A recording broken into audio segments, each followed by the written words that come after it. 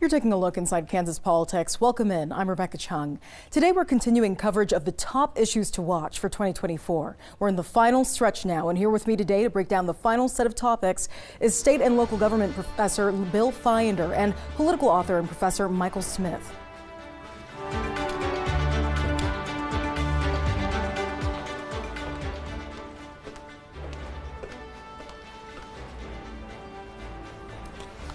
All right, Bill, Michael, we're starting off with tax cuts. Promises are being made on both sides of the aisle. Now, Democrats are pushing for property tax reform next year. Part of their plan includes replenishing the local ad valorem tax reduction fund, or LAVTRF, in an effort to help local governments cut property taxes. But Republicans are skeptical when it comes to this method of dealing with property taxes. On the GOP end, their big push is income tax cuts. The single rate income tax plan, or flat tax, will return for 2024. And Democratic Governor Laura Kelly, she's saying flat out no to that plan. So what will happen next year? Is there any hope of a compromise being made? Michael? We would hope so, right? And there's some reason to believe that it is possible. And I'm thinking specifically of the phase out of the sales tax on groceries. That issue had been on the agenda in Kansas for literally decades, particularly for Kansas Democrats. And it was resolved with a compromise. It wasn't quite what the governor wanted, it wasn't quite what the legislature wanted, but it is being gradually phased out. That said, replenishing the ad valorem tax fund and a flat income tax are so far apart that there's going to have to be a lot of compromising if they're going to come up with a deal. Well, on top of this, Republicans are getting ready to get a veto-proof majority together, so there's no replay of last year when they weren't able to override the governor's veto of the flat tax. It died in the Senate, one vote shy of the 27 needed for it to pass, 26-14. So can it be done? Bill? Good question. You know, the tea leaves, you'd have to look at it and say, has there been any momentum built in the intervening time here that would support more of a flat tax support?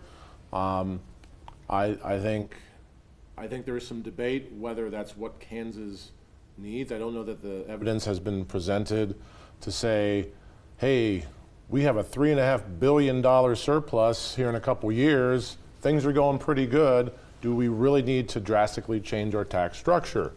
On the other hand, you know, this is something that as Michael alluded to, there's going to be potential gaps here to do some compromise, some horse trading, if you will.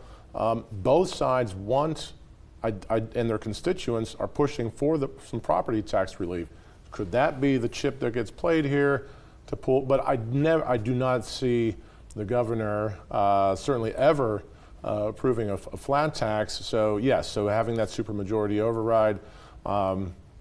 It's a tall task, I will say that. All right, well, Bill, we're going to come back to you in a second. Okay. Michael, I want to get your take on that. Do you think Republicans will be able to get that one extra vote they need? I mean, it's not too much, so perhaps? It's possible. Ty Masterson's leadership in the Senate is pretty intense. He means business. And he'll do what he needs to do if he can get enough votes. But I think that there are two problems. One is, well, maybe three. One is that when you spend one-time money, it's gone. And then what do you do the next time the state has a revenue shortfall? A second problem is, if you're going to replenish the revenue, that single tax rate's going to have to be set high enough that many people will pay more in taxes. Some will pay less. And then the third problem, again, is the politics of it, that you wouldn't have a single Democratic vote. And if you set that rate too low, you're defunding some pretty important government services. And those services don't just benefit Democrats. Things like Medicaid are especially relied upon in many Republican voting rural areas. Okay. Well, we're going to have to wait and see for next year to see what happens there. But, Bill, we want to get your take on property taxes. This could be difficult for Democrats to get support from leadership on the LAVTRF, bringing that back. Could they be at an impasse here? What sort of property tax reform is likely to happen in 2024? The LAVTRF, as we Laugh know turf. it, laugh turf, as I like to call it, you know, what the Democrats have proposed does address what Republicans were complaining about, which was the fact that if we give this to the local government, they could kind of do whatever they want with it. It becomes a bit of a quasi-slush fund. The way that the Democrats have proposed it, there's guardrails in place so that it goes as a reimbursement to property tax payers. It kind of bypasses that local government. And so, they, you know, so they did address the concern of Republicans. So it'll be interesting to see if they, now Republicans have their own measure they want to have for property tax relief, and they want to cap annual growth of property values at 4%, which will give relief down the road. Constituents are asking for it now. The values have risen enough. It is imminent. It may not be there in the future. So the hurt is now. The help is being asked for now, so it'll be interesting to see. I do think this is an aisle crosser. I do think they can get somewhere with this. Some form of property tax relief. Michael, Bill, thank you. Still ahead, election security is a hot topic in Kansas. How big of a role will it play in next year's legislative session as lawmakers prep for a major election year? We'll be right back. You're watching Inside Kansas Politics. We have all been touched by the support of a caring nurse, a professional who is there to help in trying times. 27 KSNT and Baker University are passionate about the services nurses provide. We want to recognize the heroic work that they do every day for their patients and their families. And we need your help. Visit KSNT.com to nominate a deserving Kansas nurse. Each month, a winner will be highlighted on TV and online. Nominate that special nurse who has made a difference in your life. Sponsored by Baker University. Winter's first snowfall. It's a magical time. The kids are dressed and ready to play. In the living room. Those leaky vinyl windows were a great deal, though. At Renewal by Andersen, every replacement window we install is custom-sized and precision manufactured to fit your home. That means a perfect fit every time. Kick those cheap, leaky windows to the curb. Visit our website to claim this month's great offer and schedule your free consultation. It seems that everyone is pretty important to the health of everyone else these days. We try to separate, but life has a way of catching up to us, and pretty soon we're in the swim again. It would help if everyone had access to health care. That's why there's a Grace Med, to be a medical home for everyone, a place where you can get just about every kind of health care that everyone needs, regardless of your ability to pay, because everyone deserves the kind of hope that only good health can bring. Grace Med, hope care for everyone. She's the only grandchild of Martin Luther King Jr. And just like her grandfather, Yolanda Renee King believes in the power of a dream. We keep your dream alive by planting our dreams. See her inspiring tribute to her grandfather and her determination to reawaken his legacy for a new generation. The torch has been passed to me. A granddaughter's dream. A 27 KSNT special presentation, Monday at 6:30.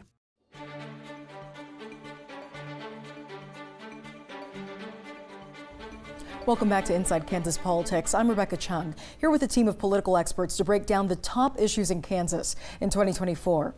Bill, Michael, next on our list is election security. Republican leaders coming out even saying that Kansas elections are secure, but some lawmakers and residents are still raising concerns.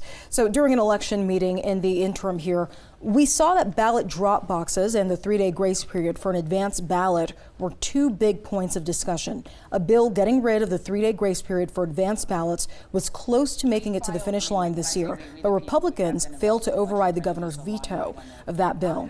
Michael, what could we see come up in 2024, keeping in mind it's a presidential election year as well, and several seats in the Kansas House and Senate will be up for grabs. So how could that impact some of the legislation we see come up? In a lot of different ways. The bill you just mentioned could come back up because, as you mentioned, it was a close vote.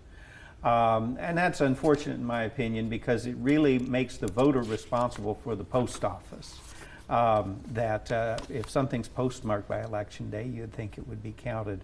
And also, I can't see how there's any connection between that and fraud whatsoever. If somebody mailing their ballot on election day, what on earth does that have to do with fraud? Which is extraordinarily rare anyway. Another concern I have, Rebecca, is hearings. I think that there will be a lot of hearings, and to be blunt about it, I think many of the people invited to testify will be conspiracy theorists, mostly from out of state. I don't think they will be balanced. I don't think they will be data driven. I think there will be a lot of hyping up of this idea that there's widespread election fraud, which has been repeatedly debunked, not only in Kansas, but in other states as well. So basically, we're probably going to see this issue come back around. And when we spoke with Secretary of State Scott Schwab, he was saying that this could be harmful to bring things like this up on both sides of the aisle. Right. And kudos to the Secretary of State for saying that in today's political climate. That takes some courage to say that. Listen, there are things we could do better with our elections. One thing would be to update the voter rolls. Now let's be clear, if 2 ballots are cast in the name of a registered voter, that's going to get flagged. If the signature match with a vote, say a mail-in ballot, if the signature match doesn't work, that's going to get flagged.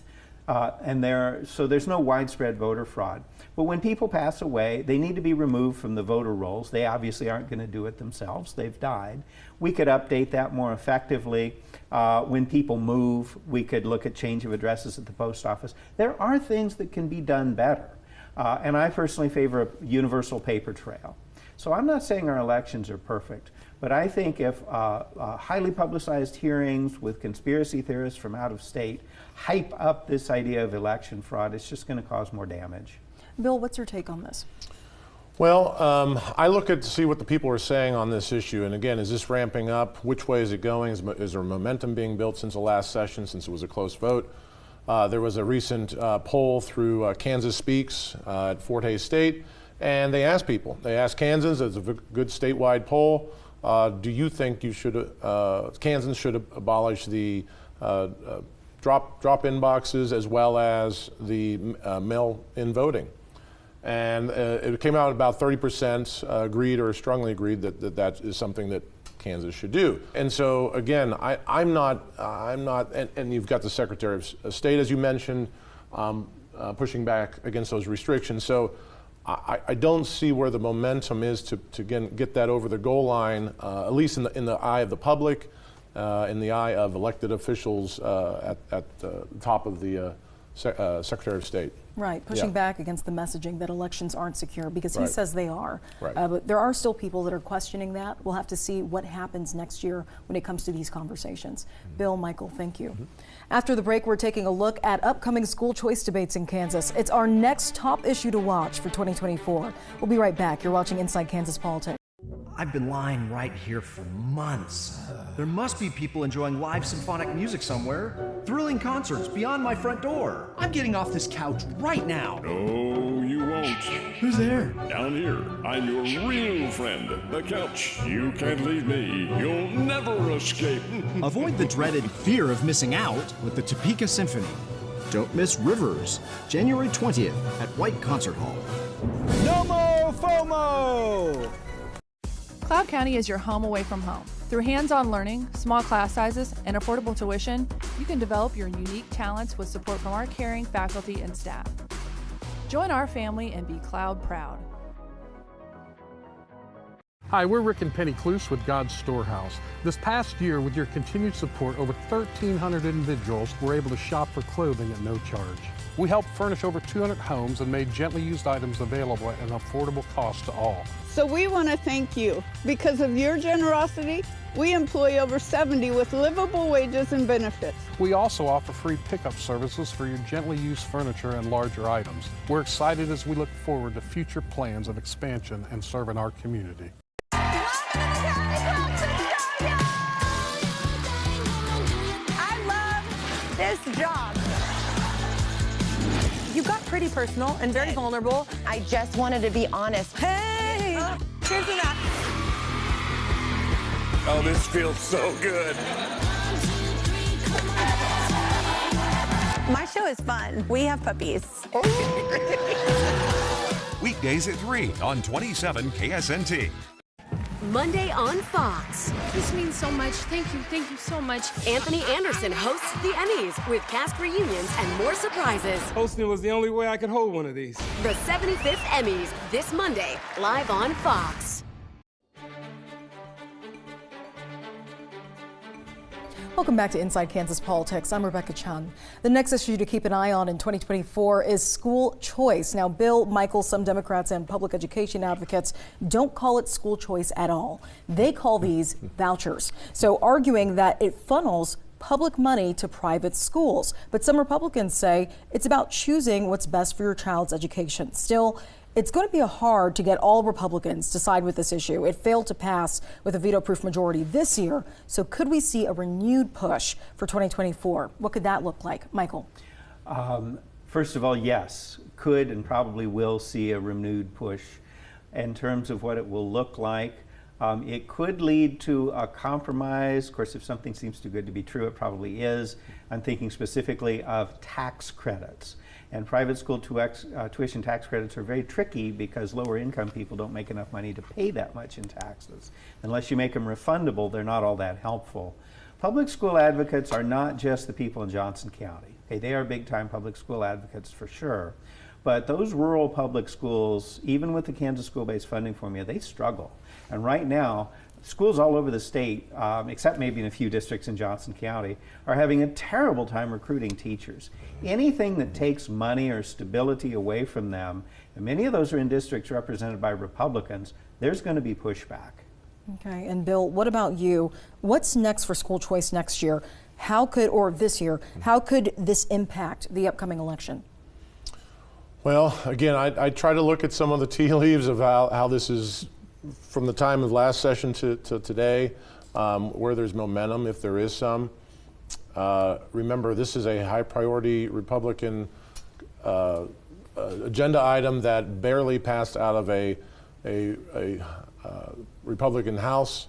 It flopped on the Senate floor.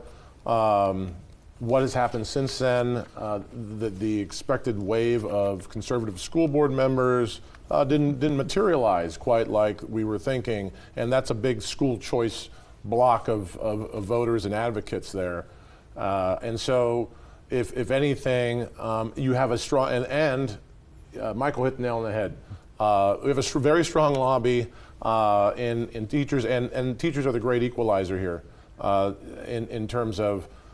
If we're going to do something in terms of education, can we bring more resources for teachers who can equalize some of the outside of the classroom challenges that students bring into the classroom? Can we keep the best and brightest talent teaching in our classrooms in the rural and high poverty districts? That is probably what will be argued over and over again by the lobbyists, and I do think, yeah, I don't see how we're gonna. I don't see the momentum building, the push again this over the goal line coming from where it came or started or ended with last session. Let me add one more thing. Yeah. There are a lot of rural counties in Kansas that have no private schools. And so this is really an urban issue, Johnson County, Topeka, Wichita, because a lot of areas of the state have very few, if any, private schools. And there's also a huge issue for both public and private schools. Do they have any seats? Some communities have small private schools, but they're full and have waiting lists. So it's a very skewed issue in terms of who it affects. Could that be one of the reasons that we're not seeing as many Republicans support that issue or support that bill that was introduced in 2023? That's exactly why. It doesn't affect them, and it could take money out of that school-based funding formula, which, quite frankly, is what is funding our schools. All right. And I may add, there was an open enrollment piece of legislation that will kick in 24 and 25, whereas then the governor and legislature both approve that, whereas any student in the public school system can move to another school district. So there will be a much more school choice, mobility of school choices coming up, and and that may solve some of the issues on both sides. But only if they have seats, and that was a critical compromise. They can't force themselves into a school that doesn't have enough seats for those students. That's correct. And that was something that was really important to the school administrators, and they got it. Yeah. Right. Michael, Bill, thank you. After the break, we have our final top issue for 2024. We'll be right back. You're watching Inside Kansas Politics.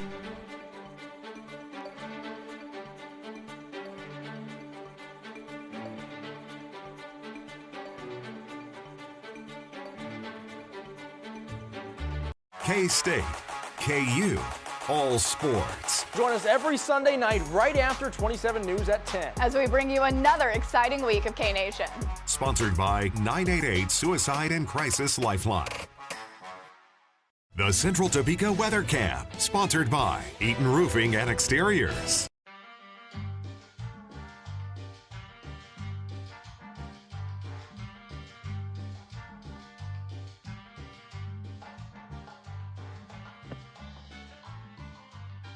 Okay, Dad, look at you. I look nice, don't I? I see you. Yeah. Adding your own flavor to fashion comes with age. Let's go. Oh, man, that's the best one yet. Forgetting how to add doesn't.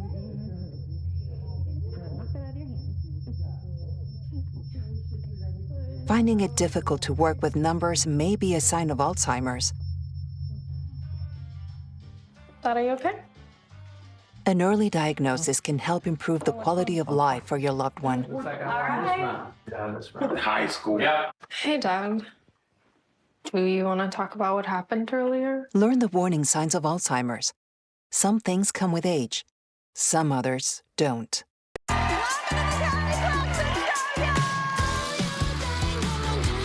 love this job. You got pretty personal and very vulnerable. I just wanted to be honest. Hey! Here's the map. Oh, this feels so good. My show is fun. We have puppies. Weekdays at 3 on 27 KSNT. They just ripped the ATM out of the wall. Were you trying to rip me off? These are the stories that impact your life. Weekdays at 2 on 27 KSNT.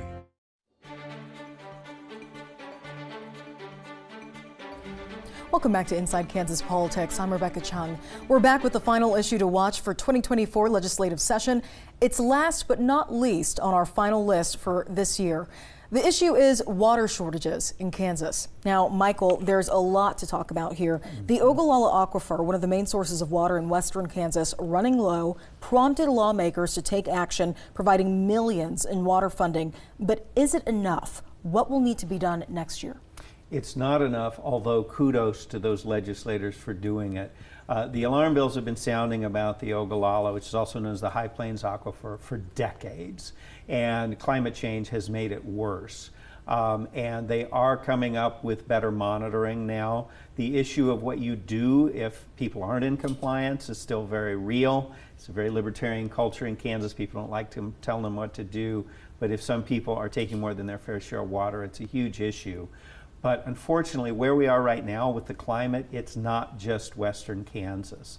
I was visiting relatives in southeastern Kansas over the holidays, and they're having water shortages in Fort Scott. There's a neighboring town that's now trucking in their water. Creeks are running dry, ponds are running dry. It's a very, very serious issue. And we're going to need to rethink how we use water.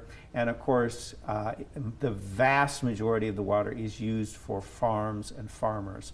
And we want the farmers to have the water that they need, but we cannot do things the way we did them in the 20th century because the climate has changed so much. And the governor also appointing her special advisor for water. So him taking a tour now and seeing what those issues are, do you think that could help? I absolutely do, because the thing about water in Kansas, it should be one of the top issues, and kudos to you for putting it on our agenda today. We should always be talking about this, whatever else is going on in the state. We can argue about library books or changing your gender on your driver's license. Things like that will come and go, but water is the lifeblood of this state and of the human species. And Kansas has had problems for decades, and now they're worse. So what I like about this is it's going to raise the publicity, because so often when people talk about Kansas politics, they just skip over this issue. It should be one of the top issues every year, and hopefully we can raise the profile of it. Big issue for 2024 this year. And Bill, I want to send it over to you because I know you have some other topics on your mind that we haven't brought up. What are one of those topics? Sure, Rebecca, you know, and you've done a great job at this as well, and we've all had homeless in front of our talking list for the last year, it seems like, even more. Every city's going through it. and we don't want to lose sight of and every city is working on a solution to these things. But one of the things that kind of gets lost and put aside is just the affordable housing topic in general. And you know, both the state and local governments have a huge role in that. Low income tax credits through the state, which is through the federal government, but also community development block grants and home funds. Again, these are all federal pass-throughs. But probably the most efficient, cost-effective way to maybe address this, and this was pointed out, and I was as amazed as anything in this statewide poll that I spoke to earlier, the need to change some of our codes. And when we're talking zoning and inside Kansas politics, you know, we may have gone off the rails here, but hear me out. Single-family neighborhoods, detached homes, they cost a lot, and those are the things that when you don't allow certain densities to take place in your city, when you don't allow certain attached units to be built because of restrictions and exclusionary type codes, you drive up the cost of housing because of that. Parking, just requiring parking drives up the cost of housing, and it eliminates a pool, a major pool of people who could develop maybe an extra second unit on their property, over the garage. We call them accessory dwelling units. And there's another term out there, missing middle housing, which is everything from 2 duplexes up to 20 units. These things are not being built anymore, and this is what makes so it's the type of housing that is built. It's not so much everyone's looking for how to subsidize housing. We really should be looking at the types of housing that our codes allow at the local level to try and alleviate some of the pressure on prices. All right, thank you both again for coming in. And that's a wrap on the final part of our Issues to Watch for 2024. Thanks for tuning in and joining us for a look inside Kansas politics. If you want to keep up to date on all things Kansas politics, then follow us on social media. Follow us on Twitter at InKansasPolitics and on Facebook. Just search Inside Kansas Politics. We'll also post the full video on YouTube. Just search KSNT News. And check ksnt.com/inside-kansas-politics for past episodes. If you have a story you want Kansas state legislators to hear or topics you think we should cover, let us know. You can email us at ikp@ksnt.com. We'll see you right here, same time, same place. Have a good day.